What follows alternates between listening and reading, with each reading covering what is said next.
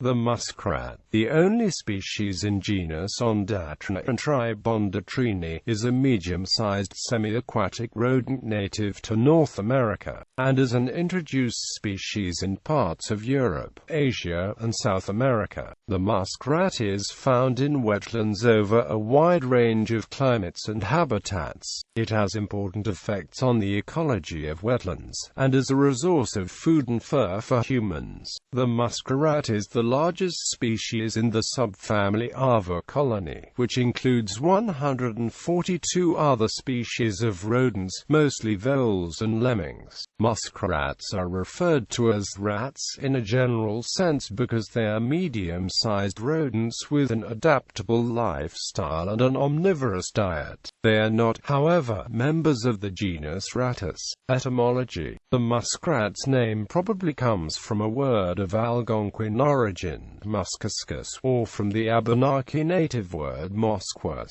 as seen in the archaic English name for the animal, musquash, because of the association with the musky odor which the muskrat uses to mark its territory, and its flattened tail. The name became altered to musk beaver. Later it became muskrat due to its resemblance to rats. Similarly, its specific name zibethicus means musky, being the adjective of zibethus, civet musk, civet. The genus name comes from the Huron word for the animal, Ondatra, and entered New Latin as Ondatra via French. Description: an adult muskrat is about 40 to 70 centimeters long, half of that is the tail, and weighs from 0.6 to 2 kilograms. That is about 4 times the weight of the brown rat, though an adult muskrat is only slightly longer, and are almost certainly the largest and heaviest members of the diverse family Chrysaetidae, which includes all voles, lemmings, and most mice native to the Americas.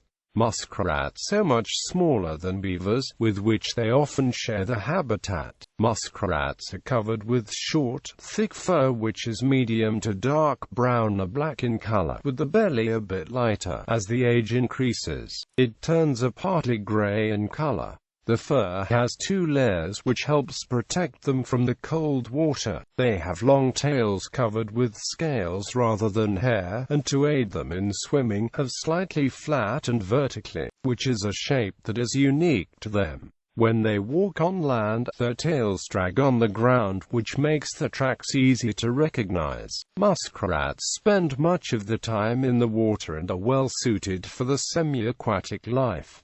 They can swim underwater for 12 to 17 minutes. The bodies, like those of seals and whales, are less sensitive to the buildup of carbon dioxide than those of most other mammals. They can close off their ears to keep the water out. The hind feet are semi-webbed, although in swimming, their tails are the main means of propulsion.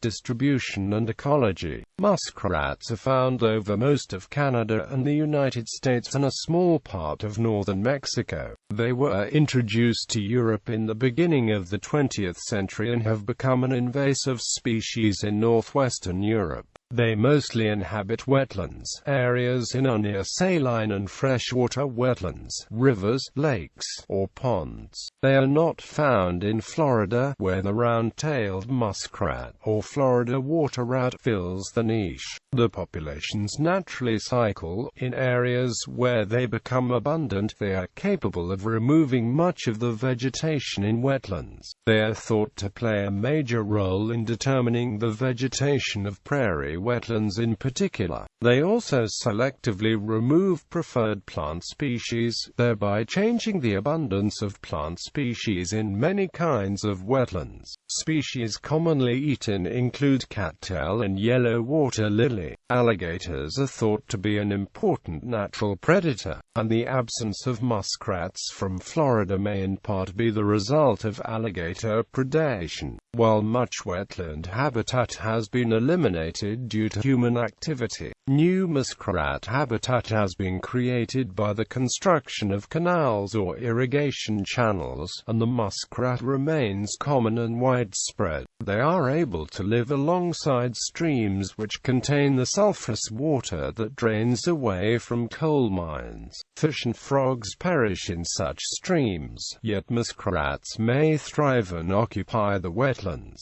Muskrats also benefit from human persecution of some of the predators. The muskrat is classed as a prohibited new organism under New Zealand's Hazardous Substances and New Organisms Act 1996, preventing it from being imported into the country.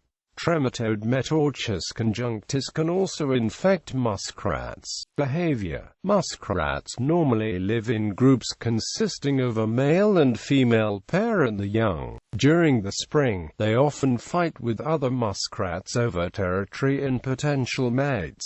Many are injured or killed in these fights. Muskrat families build nests to protect themselves and their young from colder predators. In streams, ponds, or lakes, muskrats burrow into the bank with an underwater entrance. These entrances are 6 to 8 in wide. In marshes, push-ups are constructed from vegetation and mud. These push-ups are up to 3 feet in height. In snowy areas, they keep the openings to their push-ups closed by plugging them with vegetation, which they replace every day. Some muskrat push-ups are swept away in spring floods and have to be replaced each year. Muskrats also build feeding platforms in wetlands. They help maintain open areas in marshes, which helps to provide habitat for aquatic birds. Muskrats are most active at night or near dawn and dusk. They feed on cattails and other aquatic vegetation. They do not store food for the winter, but sometimes eat the insides of the push-ups. While they may appear to steal food, beavers have stored more seemingly cooperative partnerships with beavers exist, as featured in the BBC David Attenborough wildlife documentary The Life of Mammals. Plant materials make up about 95% of their diets, but they also eat small animals, such as freshwater mussels, frogs, crayfish, fish, and small turtles. Muskrats follow trails they make in swamps and ponds. When the water freezes, they continue to follow the trails under the ice. Muskrats provide an important food resource for many other animals, including mink, foxes, coyotes, wolves, lynx, bears, eagles, snakes, alligators, and large owls and hawks. Otters, snapping turtles, and large fish such as pike prey on baby muskrats. Caribou and elk sometimes feed on the vegetation, which makes up muskrat push-ups during the winter when other food is scarce for them. In their introduced range in the former Soviet Union, the muskrat's greatest predator is the golden jackal. They can be completely extirpated in shallow water bodies, and during the winter of 1948-49 in the Amu Darya, muskrats constituted 12.3% of jackal feces contents, and 71% of muskrat houses were destroyed by jackals, 16% of which frozen became unsuitable for muskrat occupation. Jackals also harm the muskrat industry by eating muskrats caught in traps or taking skins left out to dry. Muskrats, like most rodents, are prolific breeders.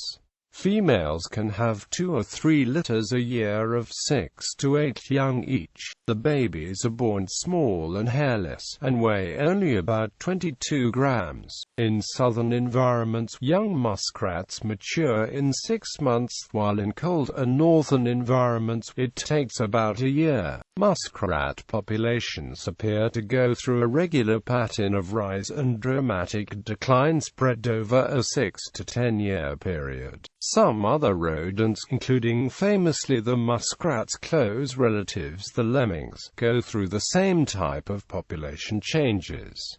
In human history, Native Americans have long considered the muskrat to be a very important animal. Some predict winter snowfall levels by observing the size and timing of muskrat lodge construction. In several Native American creation myths, the muskrat dives to the bottom of the primordial sea to bring up the mud from which the earth is created, after other animals have failed in the task.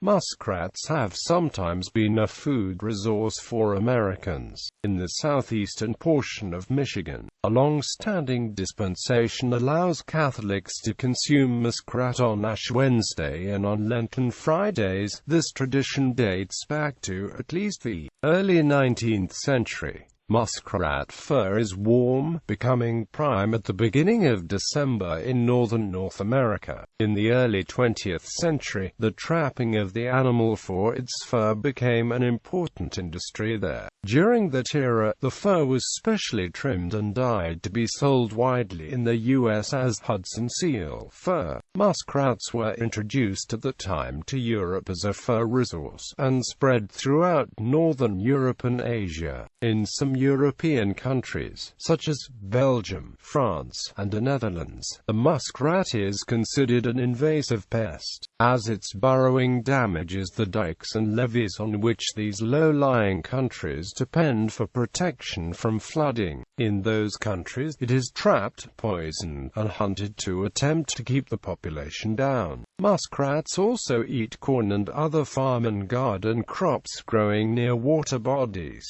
Royal Canadian Mounted Police winter hats are made from muskrat fur.